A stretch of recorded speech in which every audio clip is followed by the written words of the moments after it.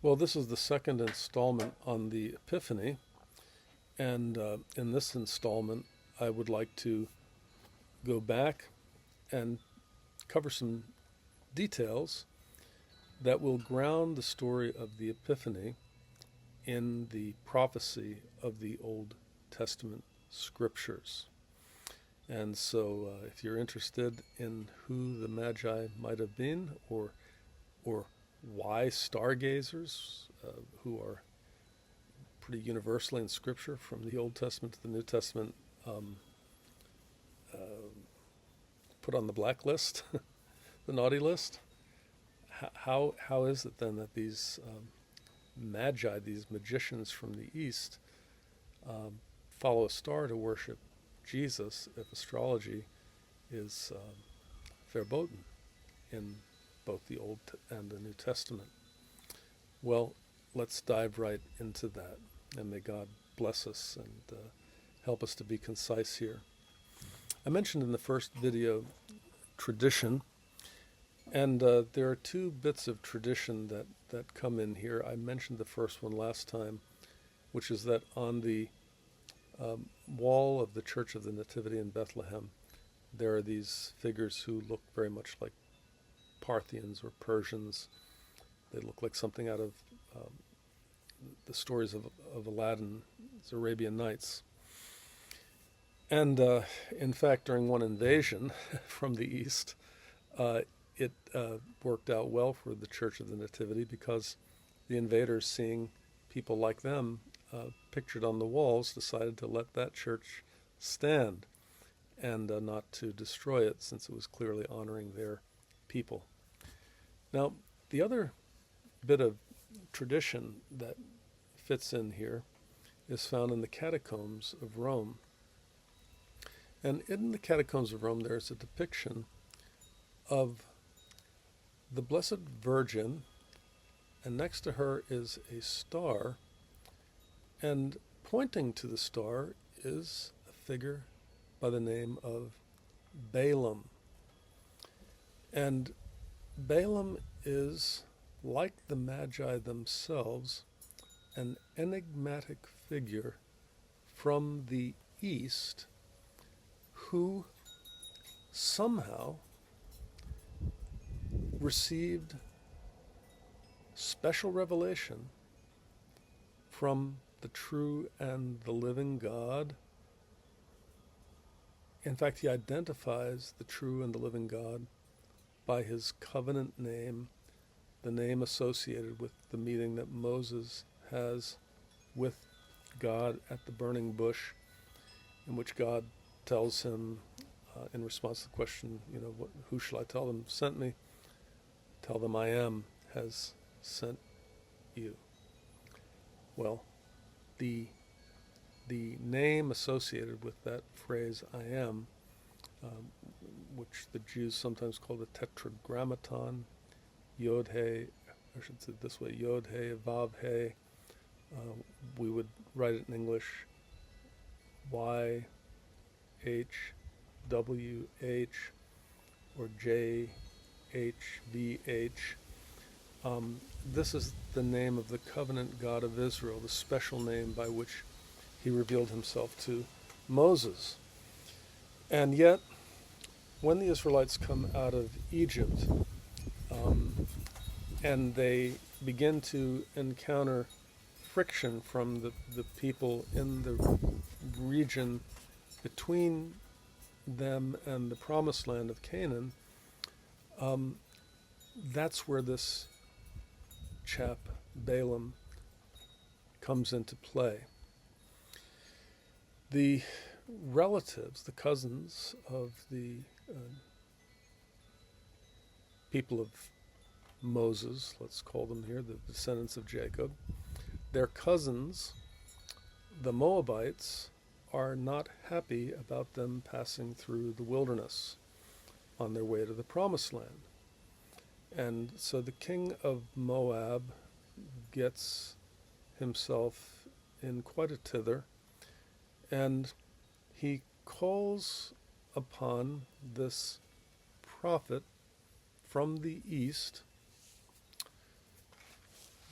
by the name of Balaam, to come and help him curse the Israelites, because, as he explains, I know that whoever you bless is blessed, and whoever you curse is cursed. And so come curse these Israelites for me. He was afraid of them, frankly. He had heard what had happened, the way that, what I would describe as the way God had helped them in the past, and he felt incapable of defending himself by his own power against them, and so he decides to use a kind of sorcery, but a very strange kind, because it's sorcery that is going to come from a prophet who's in direct communication with Yahweh. Now this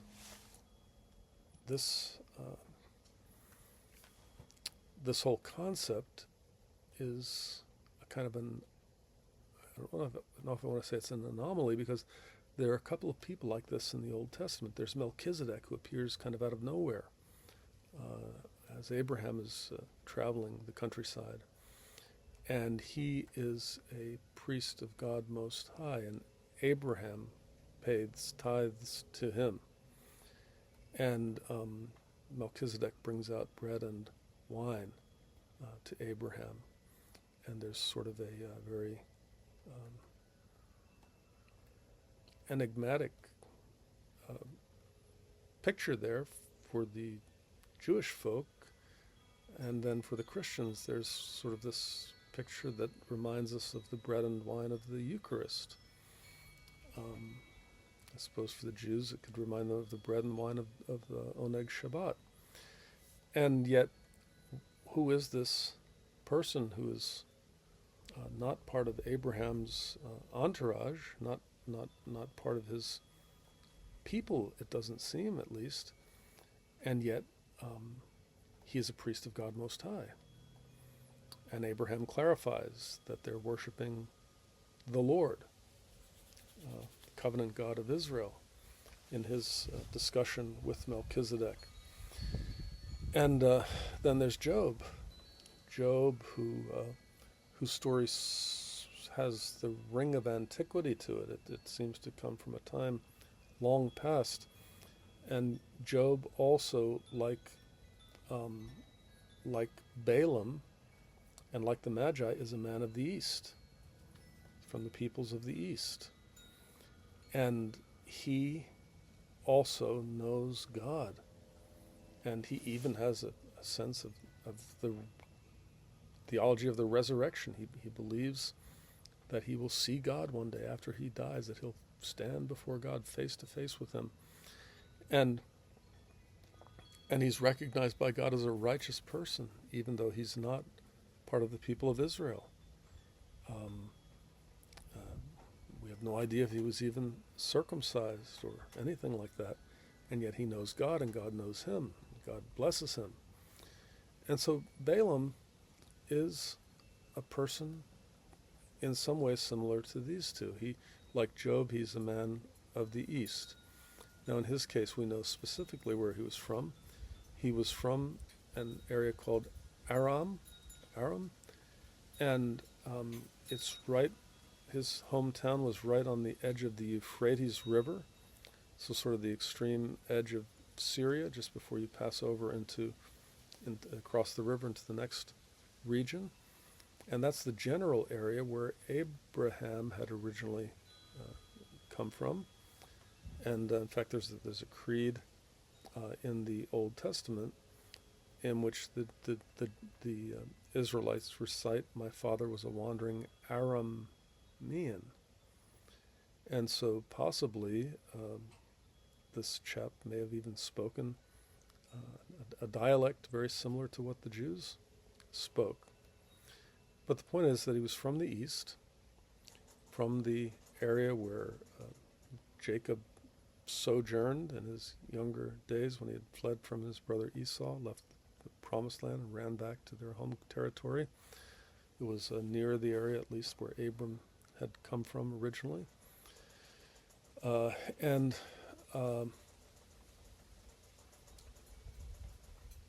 this chap Balaam takes up 3 entire chapters in the Torah.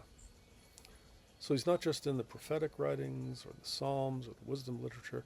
He is within the first 5 books of the Bible, the 5 books of Moses, and he gets 3 entire chapters in which there's this back and forth between the king of the Moabites and him, and the king is trying to hire him to curse the Israelites, and God won't allow it.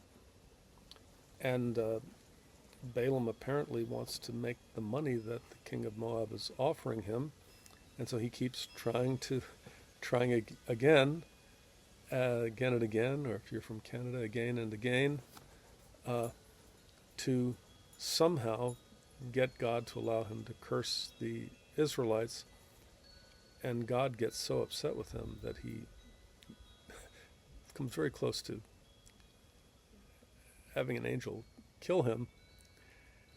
And finally God says, all right, you go, but you only say what I tell you to say. And Balaam just gives these incredible prophecies that bless Israel. And of course, Moab, who is against Israel, is in effect being cursed because everyone who blesses Israel will be blessed, and whoever curses Israel will be cursed. This is the word of Balaam the prophet that the king of Moab had said, whoever you bless is blessed, and whoever you curse is cursed. And now he ends up on the cursed end of the arrangement there, when he's the one who's hired this prophet to curse the Israelites. Well, wow, that's 3 chapters, and I've given it adequate time here in this, what I had hoped would be a shorter message. Here's where it ties into the story of the Magi. You can already see that there's a similarity, right? The Magi are from the east. They have special revelation that is accurate and true from the God of Abraham, Isaac, and Jacob. And so had Balaam, special revelation that came directly from the covenant God of Israel. And so where they're from and the fact that they're able to receive special revelation, even though they are from outside of Israel, is what makes them similar. Now, I've mentioned that in the catacombs, Balaam is pointing to a star next to the Blessed Virgin Mary, and that star in that catacomb illustration represents, of course, Jesus. But the reason it's Balaam pointing to the star is that in the very end of his prophecy, he sort of goes into this prophetic trance, and he looks far ahead. He said, I see him not nearby, but far away. I see him not now, but in the future. And what he sees is a star rising out of Israel, a scepter rising out of Israel. And this star is representative of the Messiah, because the star is parallel with the scepter, and a scepter is something that is held by the king. And so there's this association of a star with a scepter. Star represents a rising king who would not come at the time of Balaam, but who would come much later. And so there are aspects of Balaam's prophecy which are fulfilled in King David, but then there is the fuller fulfillment of it, which comes to play in the arrival of King Jesus. And the prophecy militates against Moab, which was subdued in the time of David. But if we remember that the prophecy also goes against the people who descend from Esau, the Edomites. And when you remember that King Herod is by his paternal bloodline an Edomite, then his displacement by Jesus, the true King of the Jews, really fits in well with this prophecy and helps you perhaps to understand why Herod was so keen to destroy the baby Jesus, because he sends and asks for all of the babies 2 years old and younger around Bethlehem to be slaughtered in the hopes that he will in that way be able to destroy the one who's been born King of the Jews. So the church historian Eusebius, who is considered the father of church history, who lived roughly around the time of Constantine the Great, he wrote that it made sense that the Magi were the successors of Balaam.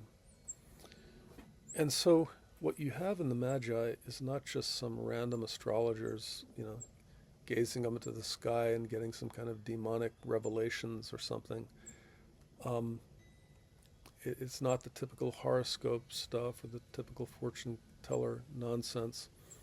It is a group of people who, in all likelihood, were advisors, like Balaam was to the kings of their day, just as Balaam had been an advisor to the king of Moab and perhaps to other kings in his day.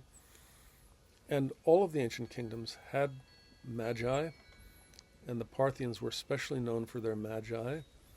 And at the time that Christ was born, the Magi appear to have possibly been even ruling Parthia during a time when the throne itself was vacant. And so when the Magi come, they have very biblical foundations, even though they're not Jews. They're from the East. They represent the Gentile world, but they're reaching back to revelation that God had provided through a Gentile named Balaam, who said that a star would arise out of Jacob, and that a scepter would arise in Israel, and that this would represent the rising of a special king. And this is found in the book of Numbers, chapter 23, if you want to look it up and read further. Matthew is a book, as we noticed last time, that is very Jewish. It's completely rooted in the Hebrew scriptures, of which Balaam's prophecy comprises 3 chapters. And yet it also points to the fact that God fully intends to fulfill his promise to Abraham that all nations would be blessed through him. And so Matthew begins with the Magi coming and worshiping the Jewish Messiah. It ends with the apostles, who are Israelites, true Israelites, worshiping the Messiah, and commissioned then to take the message of the Messiah not just to the east, but in all directions, so that the blessing of Abraham will be able to come to all the nations, who will now be blessed through his descendant, Jesus, the Anointed One, Jesus the Messiah, Jesus the Christ, Jesus whose birth was marked by a star, because he was the one who arose out of Israel in the line of David to legitimately hold the scepter that Herod was holding through political maneuverings, but which did not belong to him by right of his birth. I hope that's helpful. Happy Epiphany, and may God bless you as you share the good news of the Jewish Messiah to the whole world, because God so loved the world that he sent his only begotten Son, that whosoever believeth in him should not perish, but have everlasting life.